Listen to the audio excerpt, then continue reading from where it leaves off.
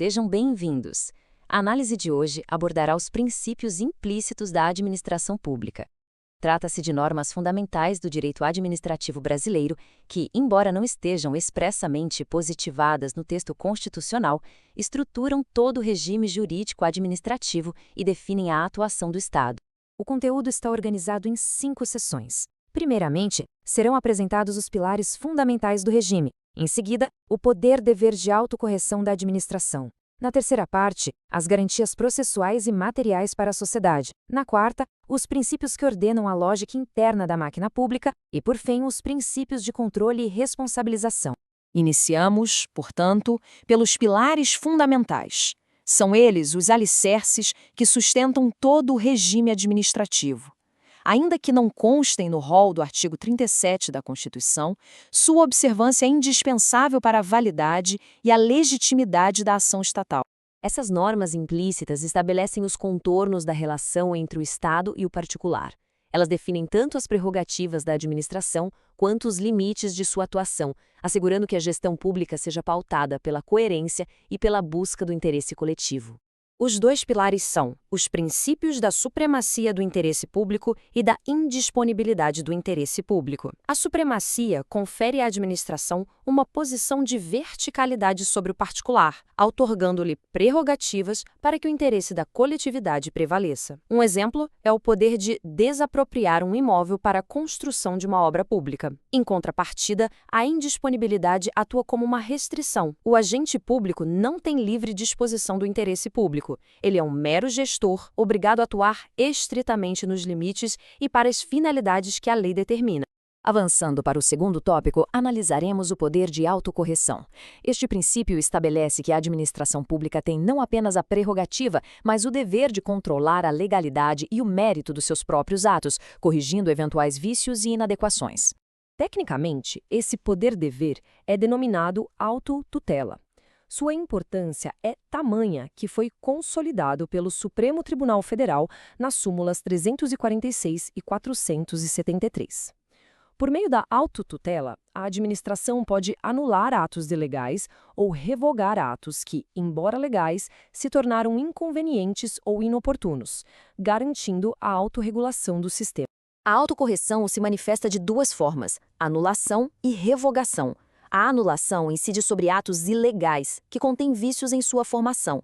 Seu efeito é retroativo, ou seja, ex tunc, desfazendo o ato desde a sua origem. Já a revogação se aplica a atos legais, mas que não atendem mais ao critério de conveniência e oportunidade. Seu efeito é prospectivo, ex nunc, valendo apenas para o futuro e respeitando os direitos já adquiridos. O exercício da autotutela, contudo, possui limites. A revogação, por se basear em juízo de mérito administrativo, é de competência exclusiva da própria administração. Ao Poder Judiciário não é permitido adentrar na análise da conveniência e oportunidade dos atos. Ademais, é fundamental destacar que, quando a anulação de um ato afetar a esfera de interesses de um particular, deve-se assegurar o direito ao contraditório e à ampla defesa. Passemos agora às garantias para a sociedade.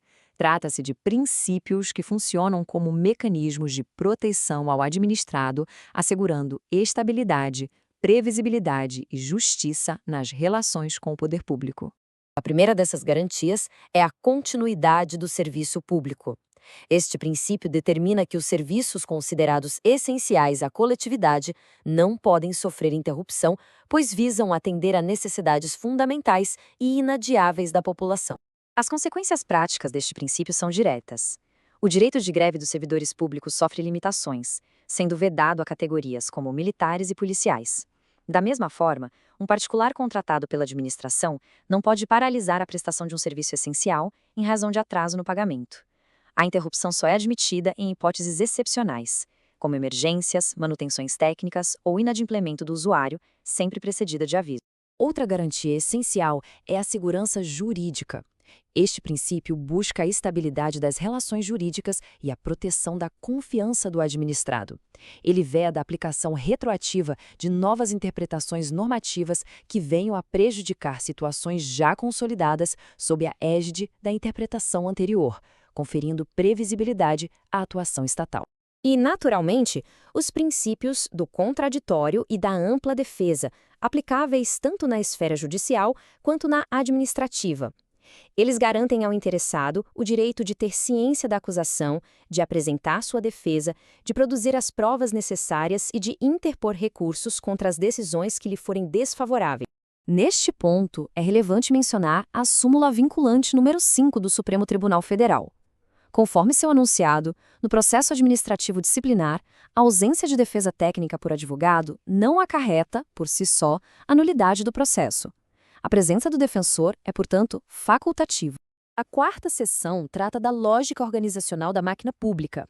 São os princípios que estruturam o funcionamento interno da administração, orientando a distribuição de competências e a forma de atuação de seus órgãos e entidades.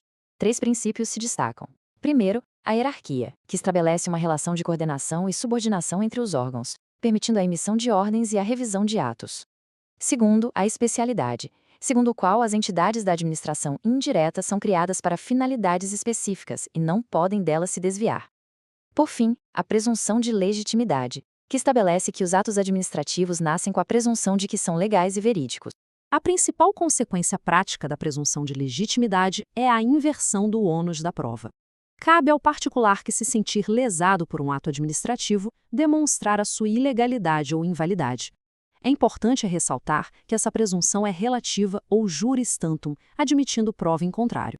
Finalmente, abordamos os princípios que garantem o equilíbrio do sistema, focados no controle dos atos e na responsabilização dos agentes. São eles que asseguram que o poder administrativo não seja exercido de forma absoluta. Nesse contexto, surge o princípio da sindicabilidade. Ele preconiza que nenhum ato administrativo está isento de controle. Todo ato pode e deve ser revisado, seja pela própria administração, por meio da autotutela, seja pelo Poder Judiciário quando provocado para analisar sua legalidade. E para concluir, o princípio da intranscendência subjetiva das sanções. Este princípio determina que a sanção não pode ultrapassar a pessoa do infrator.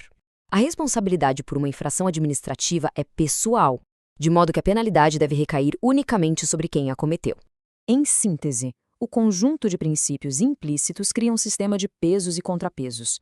De um lado, o Estado é dotado de prerrogativas para agir em prol do interesse coletivo. De outro, é submetido a deveres e limites rigorosos que visam proteger os direitos e as garantias individuais.